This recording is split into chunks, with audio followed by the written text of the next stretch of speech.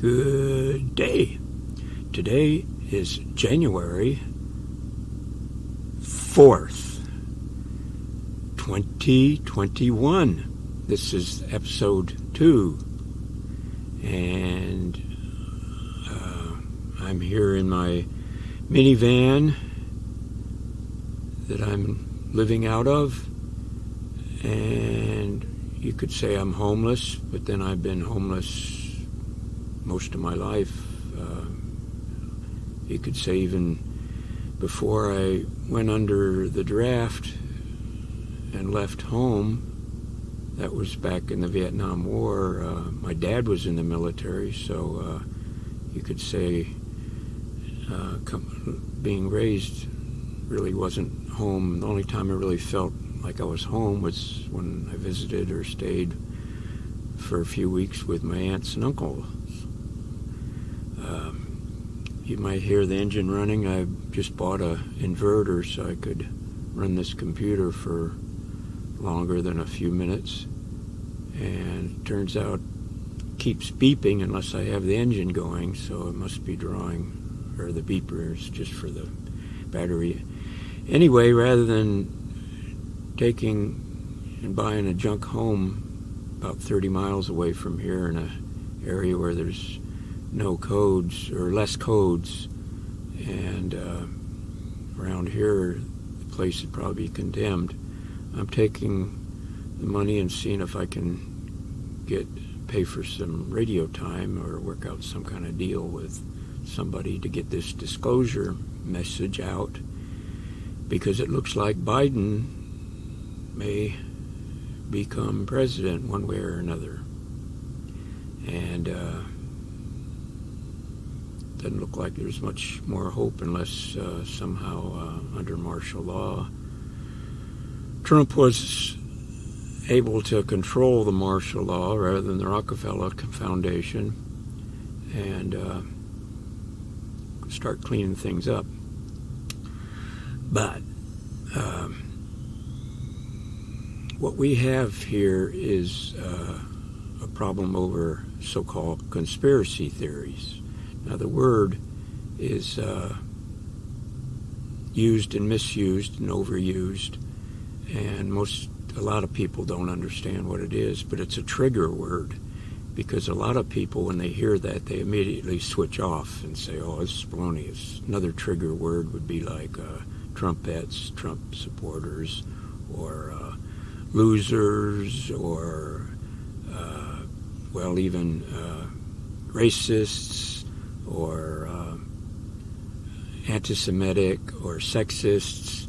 These words tend to direct people. They're propagandized into our culture to switch people's thinking, direct it into a different, or completely switch off their mind.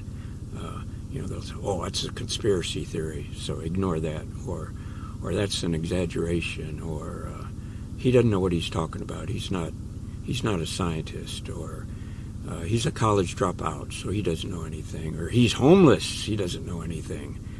But a lot of these experiences that don't count actually give us more of a life experience, and knowing what's right from wrong, and knowing how to judge rather than prejudge things.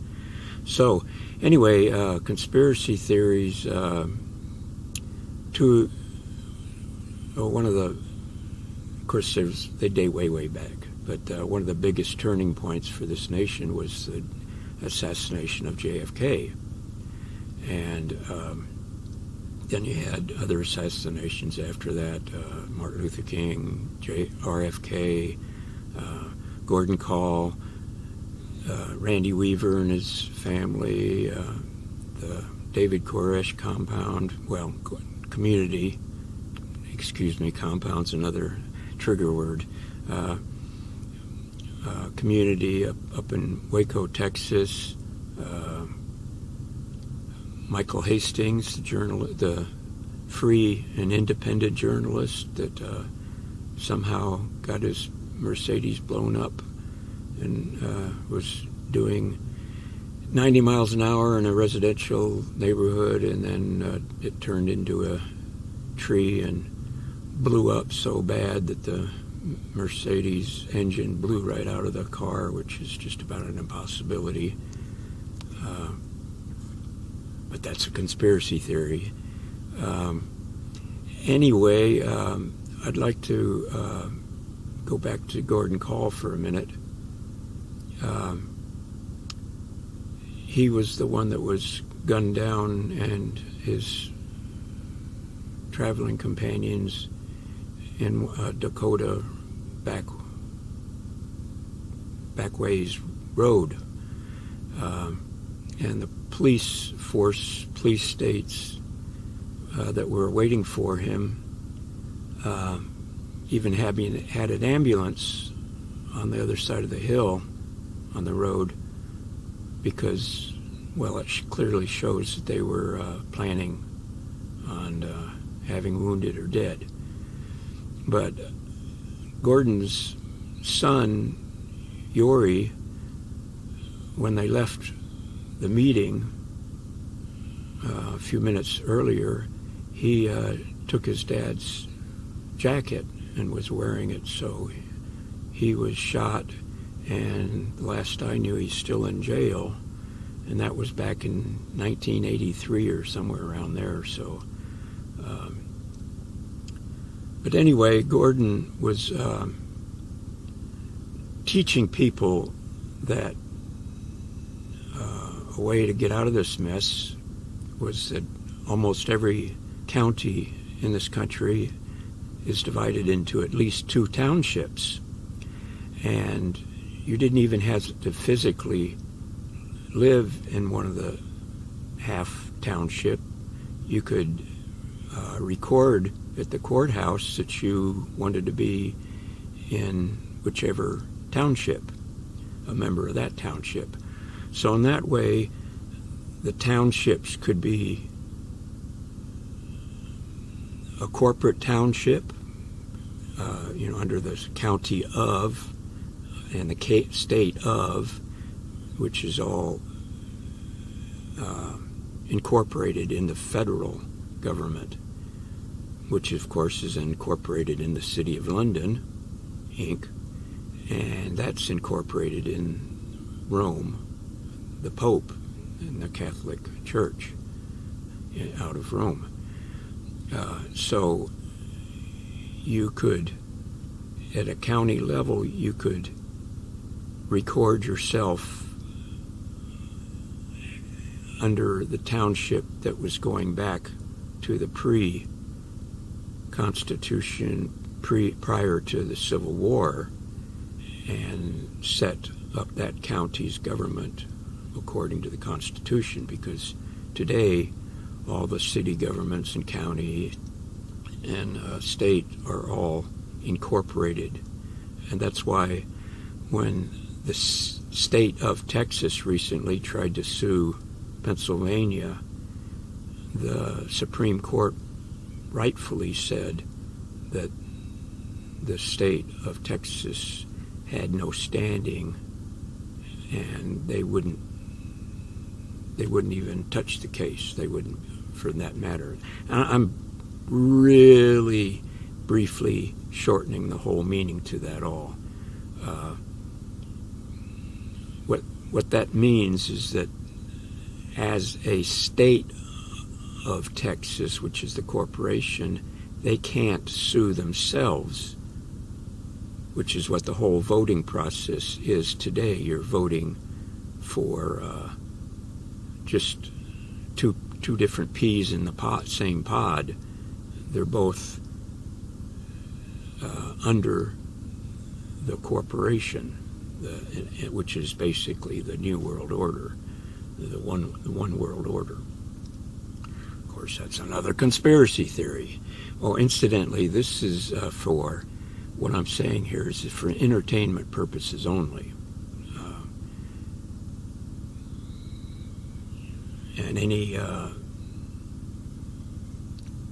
similarities between a real Earth rather than some mythological mirth in a galaxy on the other side of the galaxy or far, far away, just like in Star Wars, is purely in your mind, such like a parallel universe.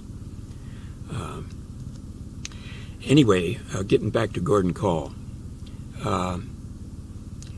Yeah, there's other people that are continuing his work, and if you're really interested and want to hear more on this video, you can hear more by donating to this radio station who is carrying this. And you're going to have to at least donate $1 or $5, because I don't know how expensive this is going to be, but there goes my fan for my cooler on my car. Let's see, it's been 10 minutes. Got a lot to talk about. At any rate, another one, Randy Weaver, the FBI was really gunning for his wife, because in something like out of a movie, a Tom Cruise movie or something, they didn't want her to continue because she was so intelligent. She was the intelligent one in the family, and she, at a short slang term, she really had her shit together. She was a brilliant thinker, and she knew what work to do, and she was a threat, a terrorist threat to the powers that be, to the deep state, if you want to call it that. So there was another example, and then of course David Koresh, he had some dirt on pedophile ring up in Nebraska, the Franklin Savings and Loan, and he was threatening to use that. And then that video that you saw over and over again about the two police being shot up on the roof after they climbed the ladder, that was all shortened. The first of the three police or FBI agents that went in, one went in the window, and a certain amount of time went by, actually, and then you saw the bullets coming out. And and those two just happened to be, their prior job was with the Secret Service, and they had been in with the Bill Clinton and the Clinton Foundation and the presidency. And supposedly maybe they saw something that they weren't supposed to see, or anyway, that was shown on TV, them being executed, but everybody was led to believe that, David Koresh or some of his people shot the guy. Well, you didn't hear any shots going off before the first one, when he went in, nobody shot at him, and then a little bit, then the bullets came out. Anyway, that's getting off the sidetrack. Anyway, those are examples of conspiracy theories, but some conspiracy theories are true, just like in the cartoon I like to use as an example. There's a bunch of sheep in a pen, in a big pen, and there's one black sheep there, and then off to the corner there's this big gate that goes into the fence, and there's a pickup truck there with the rancher and a dog, and there's two captions in the cartoon, and a whole bunch of white sheep are going, bah, bah, ha ha ha ha. There goes Thornton there with his conspiracy theories again. Of course, Thornton is the black sheep, and then they've got a caption that says that Thornton's saying, I don't know, there's something going on between that farmer and that rancher and that dog over there, and I don't like it. Okay, all right. How does all this conspiracy theory and this battling of the left going against the right, the Democrats against the Republicans, and the good guys against the bad guys, and the bad guys against the good guys, and all that? A short, very short and condensed version is once upon a time, the government were the servants. And sometime along in the early 1970s, there was legislation passed because some bureaucrats were led to believe that the government people weren't making enough money and that they needed to get at least equal wages for the work that they did. So they got equal wages for a while. And they also got cost of living wages. So this added up, and after a little while, a few years down the road, the government people were making more money than the people who produced and paid the taxes. And of course, the government was getting bigger all this time. And then they got retirement, fat retirement, bigger and bigger over the years, and some of them were making 75% of what they did when they were retired. And then they retired earlier than the rest of us, and they retired so early, some of them, that they went and got another job, say at a jailhouse or a federal penitentiary, and got another wage. And then they went into jobs that were connected to the government, or military-industrial complex jobs, and they got another wage, and so they were triple dipping after a while. And anyway, to make a long story short, this one-time servants became the elite, and all the producers were serving the government. And mathematically, that just doesn't last long, so it causes all kinds of problems. Of course, the biggest problem, and the number one problem, was central banks, which are private. Okay, on to other disclosures. Most of you, 99.999% of you, won't accept anything I say when I say that the understanding of how airplanes fly, the wing, about the speed of the air going over and under, makes a negative pressure and causes lift. Now, I'm not saying that that's not true, but I'm telling you the greater reason that an airplane flies is because of the Coanda effect. That's the air going over the top. The top of the wing is shaped in such a fashion, and it's very critical how that's shaped. That causes adhesion to that airfoil, and that will cause lift. And you can make this more complicated and get better lift. And that's what a first-generation UFO does. And I can show you where there's plans for the first generation. And the second generation UFO is an ion lifting craft. And there's models of this already in existence, but if you make and shape the thing more as a capacitor, and again, it's very critical how the shape is made on that and what materials you use and the layers and a whole bunch of other stuff. But by shifting the ions around in different parts of the ship or lifter, you can move the thing. Well, the Germans back in the 30s, once they had built the second generation, they realized that by modifying that just slightly, because they were already beginning to realize something more was going on there, they built a third generation, which was actually a gravity craft. And if you look at the Earth as a generator, and the magnetic lines that are coming out of the North Pole and going around and going into the South, most of you have seen pictures of these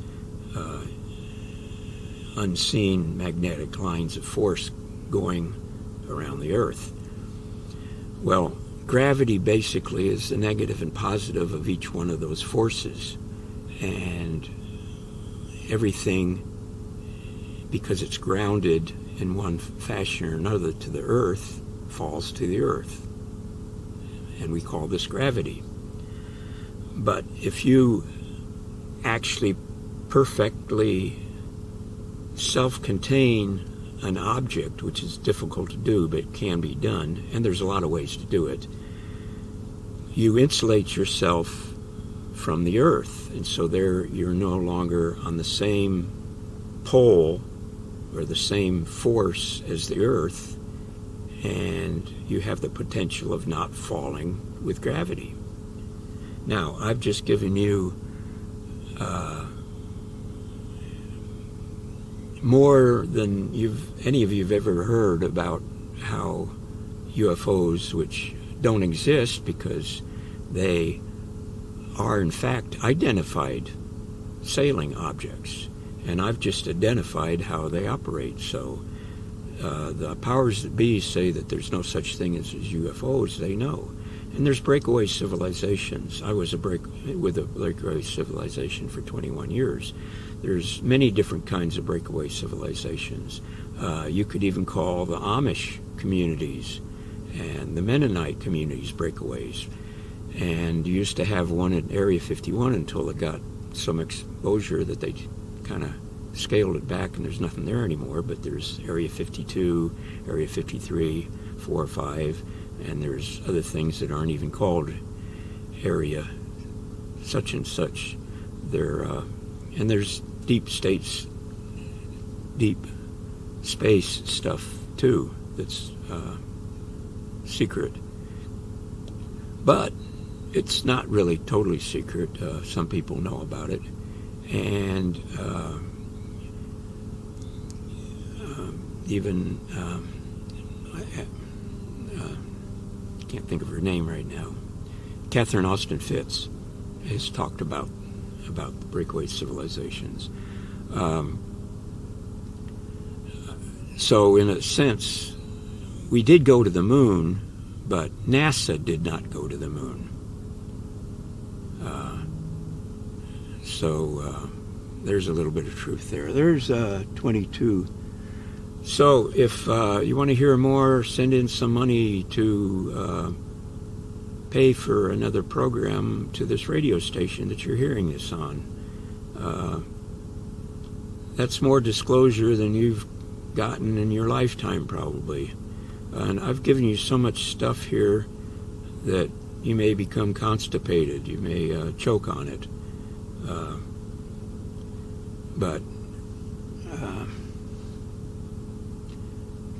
Yeah, if Biden gets in, communism, you're going to find out what communism's all about.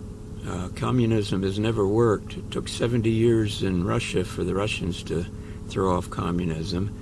And believe me, I've known and traveled in the Ukraine and known a lot of Russians and people overseas, and the Russians are a lot tougher than the Americans. Take my word for it. Or live with one for a while. So these Antifa, which is actually fascists, I've talked to a lot of young ones, and they all turn out to be lower, upper class, white folks, kids, learning stuff from just repeating what they've learned in the communist school, public school system, because they've been teaching nothing but communism increasingly in the last 40, 50 years or longer in the school systems. So you're lucky that there's some of them are closed down and your kids are going to school over the internet because maybe they're not learning as much communism. But anyway, under communism they have to get rid of the intellects, the true intellects, not the academia that are doing what they're paid for. They get rid of the academias, and then they go after the useless eaters, which of course in the case of this country will be the Black Lives Matters pushers and the Antifa pusher people, because they're useless eaters too, the older. And I can also talk about how the elite can get off at least part of the hook on the future court cases that are going against them. They're not going to be able to get off too easy on the 1933 Trading with the Amendment to the Trading with the Enemies Act, which was passed during World War I, but there was amendments made in 1933 or 34, somewhere around there. And there's other ways that through, you see, politicians get their power through the people who vote for them, who give up their power of attorney to their representatives. So the politician, once they're appointed a representative, well, they're the best politician that money can buy. And of course, the military-industrial complex and the Chinese government and other people can pay the politicians even more. And so that's a brief summary of that. So there we go. That's 26 minutes. I'm going to shut this down. Take care, and you don't want to live under the tree of good and evil. You want to live according to the tree of life, because under the good and evil, one guy's claiming to be good guy and blaming the other, and so you get this back and forth.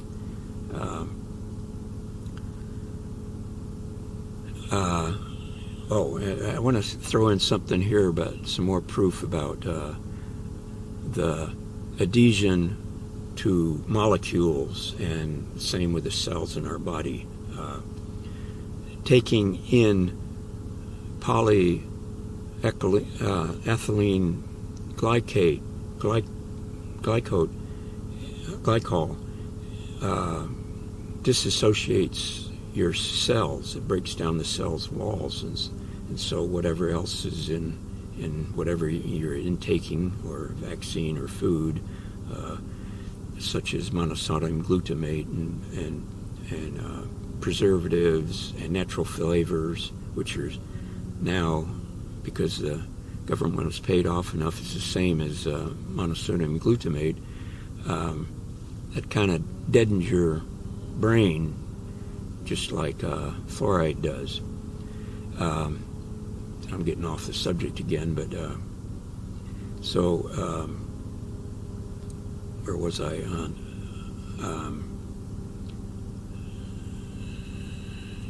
So maybe that's enough. Maybe that's too much. You got to clean up your act, or else you're going to become a zombie. Well, most of you are already zombies. It didn't just start with fluoride in your water.